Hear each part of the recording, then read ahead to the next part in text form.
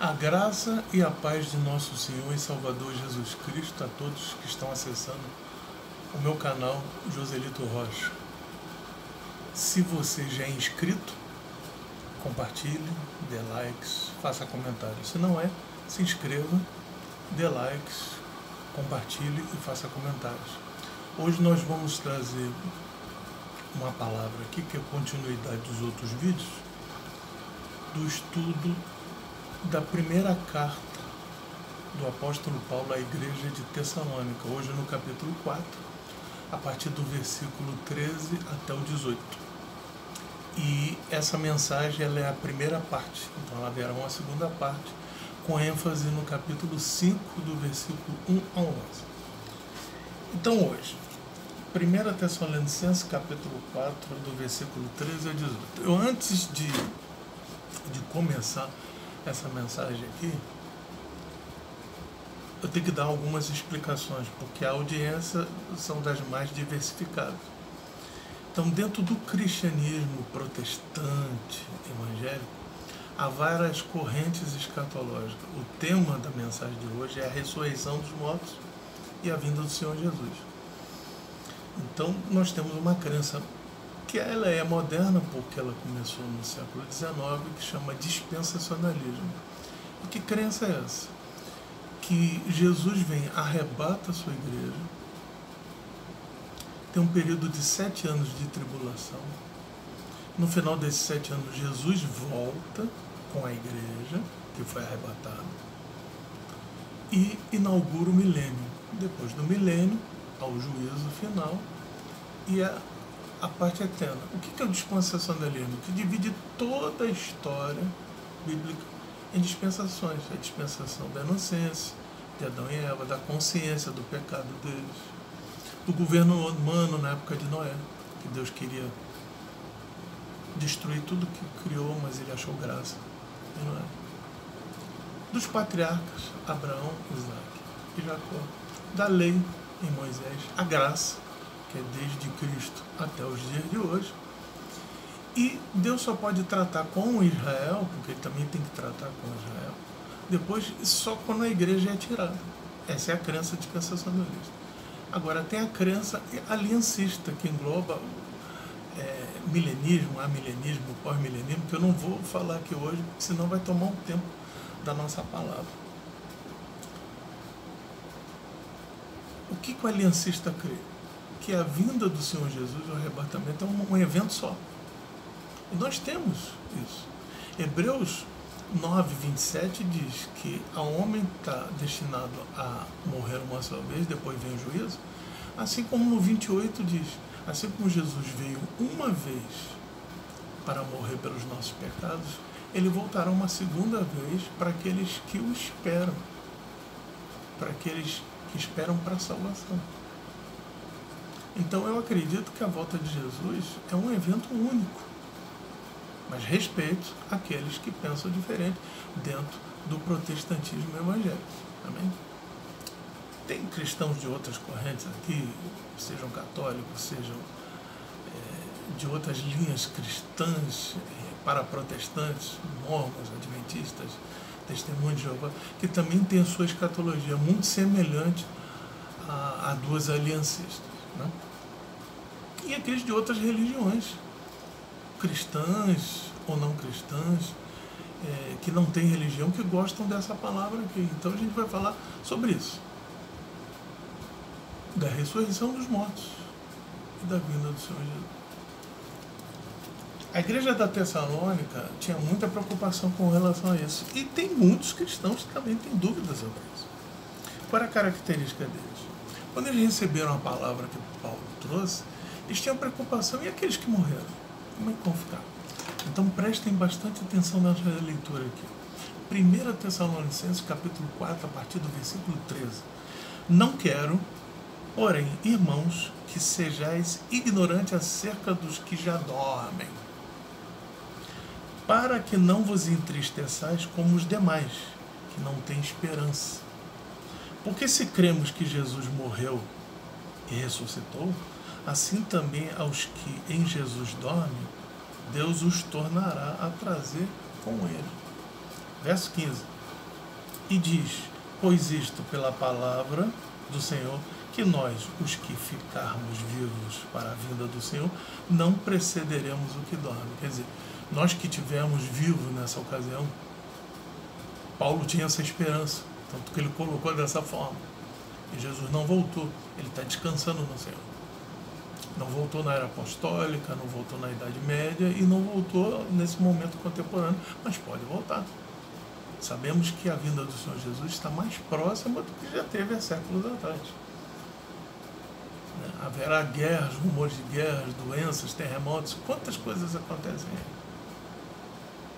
Mas Paulo também fala em Romanos 8 que esses eventos que a natureza geme, né, e anseia pela vinda do Senhor Jesus também. Assim como o homem de Deus foi remido de seus pecados em Cristo, a natureza também tem que ser remida.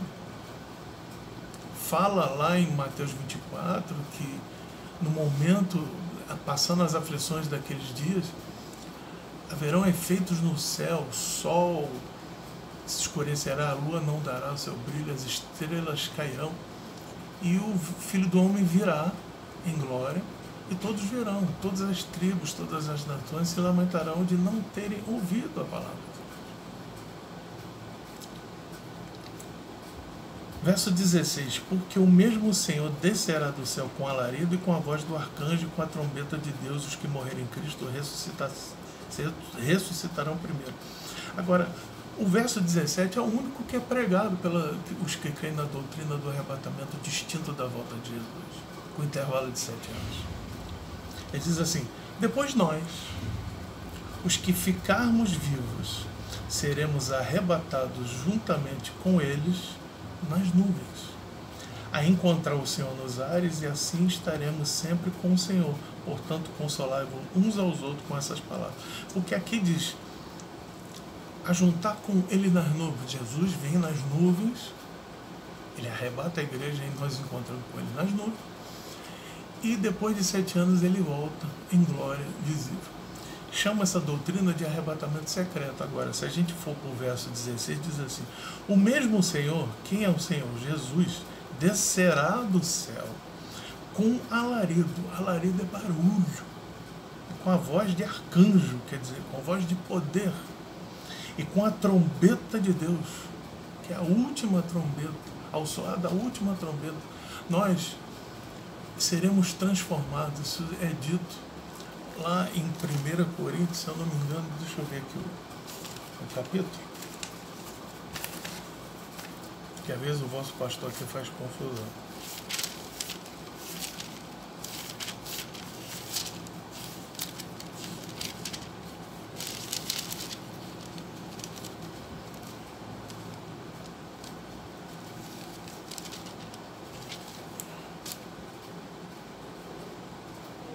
Essa em 1 Coríntios 15.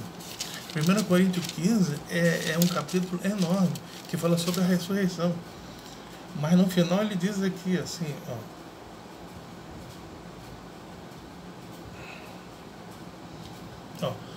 verso 52 do capítulo 15. No momento, no abrir e fechar de olhos, ante a última trombeta, porque a trombeta soará, os que morreram em Cristo ressuscitarão incorruptível e nós seremos transformados. Quer dizer, no abrir e fechar de olhos. Só que Salmo 90, verso 4, Salmo 90, verso 4, Moisés diz assim: para Deus um dia como 1000 anos. 2 Pedro 3, 8 diz que para Deus um dia como 1000 anos e 1000 anos como um dia. Então, essa questão de tempos, de 7 anos de tribulação, de 1000 anos de reino milenar, eu tenho uma visão de que todos esses eventos são cumpridos com a vinda de Jesus. Agora, o dia do Senhor, nós não sabemos como vai ser feito isto. É isso que eu quero que vocês atentem para isso. Independente dos que creem dessa forma, dos que creem de outra, nós temos uma promessa: o Senhor Jesus voltará. Lá em Atos 1, diz assim, que os varões ficavam orando para o céu enquanto Jesus subia, E os anjos disseram: varões Galileu, esse mesmo Jesus que subiu, ele voltará da mesma forma. Em Apocalipse diz que nós veremos a glória de Deus, ele verá em glória e todo olho verá. Como também eu falei aqui, de Mateus 24, né? Que diz que todas as nações se lamentarão de não ter ouvido a palavra. Agora, o evento é assim, se Jesus volta agora, quem ressuscita primeiro são os mortos, da antiga aliança e da nova aliança. Os que dormem em Cristo, porque Cristo domina sobre todas as alianças. Moisés trouxe a lei, Jesus trouxe a graça e a verdade, mas Cristo está sobre elas. Então os da antiguidade e da nova aliança vão ressuscitar primeiro, os que têm esperança no Senhor, os que dormem no Senhor. E nós, se estivermos vivos nesse momento, Paulo acreditava nisso, que seria na sua época, mas ele descansa no Senhor. E se estivermos vivos nesse momento, não precederemos o que dorme. Agora, quando nós partimos na esperança em Cristo, verdadeiramente convertidos, nós descansamos no Senhor. Aí o Senhor Jesus volta para a gente. E a gente está no descanso. E a gente tem a primazia, porque nós ressuscitaremos primeiro. E os vivos serão arrebatados. Então, você vê, não é arrebatamento secreto, pelo menos pela minha visão. O que fala que é com alarido, com a voz do arcanjo, com a trombeta de Deus. Em 1 Coríntios 15 fala a última trombeta. Então haverá um ruído, um grande evento, poderes do céu serão abalados. Então nós temos que ficar atentos a isso. E como ficar atentos? Se lá em Romanos 7 diz no final que o mal que eu não quero eu faço e o bem que eu quero eu não faço. Sirvo a Deus com o meu entendimento e a lei do pecado com o meu corpo. Nós temos que compreender que Jesus disse, através de Paulo, assim: nenhuma condenação há para os que estão em Cristo Jesus, que andam segundo o Espírito, mas não andam segundo a carne. Então é buscar todo dia. Caímos. Aquele que diz que não cai é mentiroso. Aquele que diz que não pega é mentiroso. Por isso que Paulo diz no capítulo 3 de Romanos: seja todo homem mentiroso e Deus verdadeiro. Então essa é a primeira parte desse estudo aqui. 1 Tessalonicenses 4, de 13 a 18. No próximo vídeo, a segunda parte, a partir do capítulo 5, de 1 a 11, a segunda parte da mensagem: ressurreição dos mortos e a vinda do Senhor Jesus. Se inscrevam, dê likes, compartilhem, façam comentários. Deus abençoe a todos e até um próximo vídeo, se Deus quiser.